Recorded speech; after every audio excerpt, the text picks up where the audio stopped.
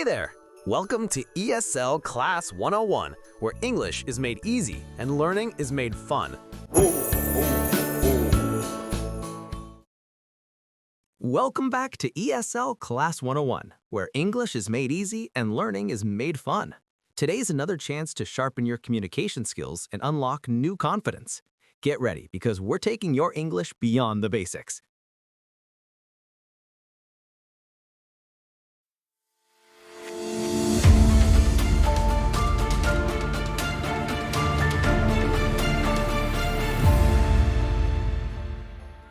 One, difference between stative and dynamic verbs.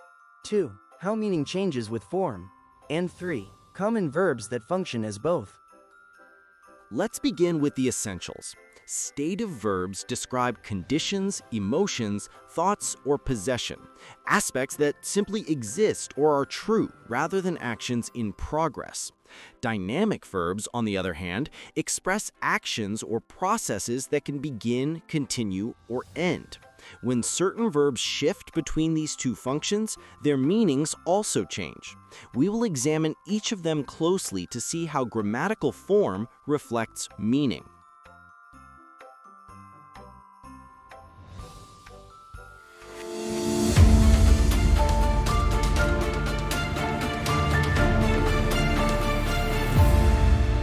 In this segment, we'll unpack how these verbs behave in everyday English.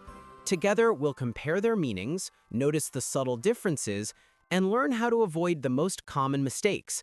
And don't just listen, you'll also be prompted to use each verb in your own sentences so the learning sticks.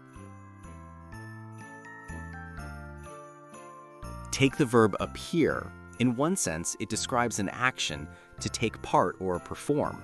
The lead actress is appearing in a guest segment tonight. In another sense, appear means seem, which is a state. The app doesn't appear to work on my old computer. Would you ever say, the app is appearing to work when you mean seem? Of course not. That's incorrect. Now it's your turn. Say one sentence with appear as a state, seem, and one with appear as an action, perform. Cost can work two ways. If you're talking about a fixed price, it's a state. The laptop costs $800. But if someone is actively calculating or estimating a price, it becomes an action.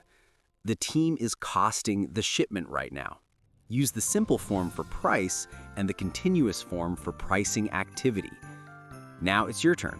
Say one sentence with cost as a state, price, and one with cost as an action, calculate.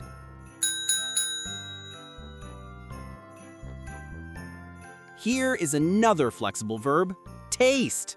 When it refers to an action, it means to sample or try the flavor of something. For example, the chef is tasting the food.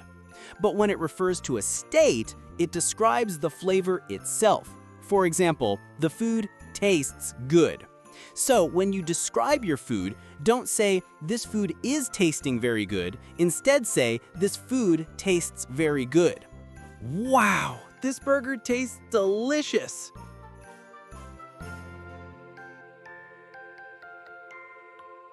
Enjoying the video? Hit like and subscribe.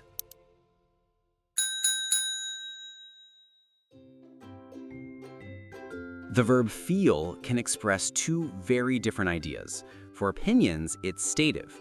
I feel that you're right about this. For temporary physical or emotional conditions, it's dynamic. She's feeling tired after her long flight. So should you ever say, I'm feeling that you're right? No. Avoid the continuous form when expressing beliefs or opinions. Now it's your turn. Say one sentence with feel as a state, opinion, and one with feel as an action, temporary condition. Now let's practice the remaining verbs together. Fit, have, imagine, measure, think, and weigh. Each one can describe either a state or an action. Remember, states usually take the simple form, while actions often use the continuous. I'll show you some sentences, and your task is to decide, is it a state or an action? Then say it in the correct form. This jacket blank me perfectly. Is it fits me or is fitting me perfectly? It's a state describing size, so the correct answer is this jacket fits me perfectly. We blank lunch together right now. Should it be have or are having? This is an action happening at the moment, so we say we are having lunch together right now. I blank he's busy today. Do we say imagine or am imagining? Here it means suppose or believe, which is a state, so the correct form is I imagine he's busy today. He blank the window for new curtains. Is it measures or is measuring? This is an action in progress, so we use the continuous. He is measuring the window for new curtains. I blank this plan will work. Should it be think or am thinking? This expresses a belief, which is a state, so the correct sentence is I think this plan will work.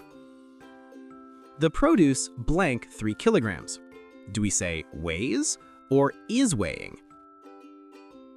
This describes a fixed property, so it's a state. The produce weighs 3 kilograms. Notice the pattern.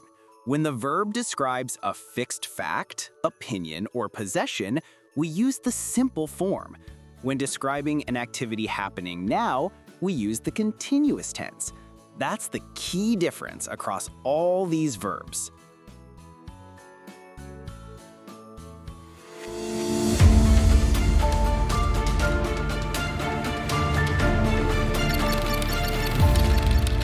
Decide whether each sentence uses a stative or dynamic verb.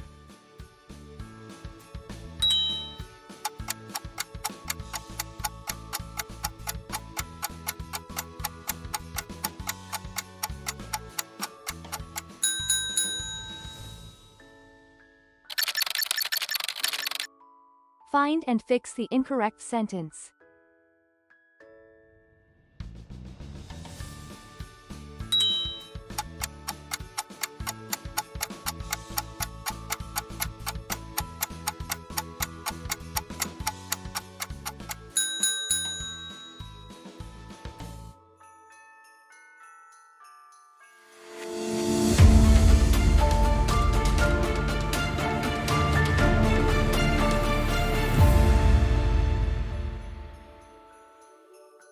You've now seen how these verbs can shift between states and actions. From here, it's your turn to use them freely. Try describing real life. Say what you or someone else is doing right now and what usually happens using the same verb. Then create a short mini dialogue that includes at least 2 verbs that can be both stative and dynamic. I think this plan will work, but I'm still thinking about other options. Good idea. I have a car and we're having lunch in it right now while we plan. The more you practice producing your own examples, the more natural these verbs will feel in everyday English.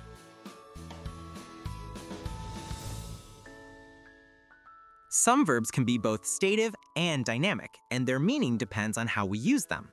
In their stative sense, they describe conditions, opinions, facts, or possession, and we usually use the simple tense. In their dynamic sense, they describe actions, processes, or temporary situations, and we can use either the simple or the continuous tense. The important point is that the form changes the meaning, so always ask yourself, is this verb showing a state of being or an action in progress? That choice will guide the form.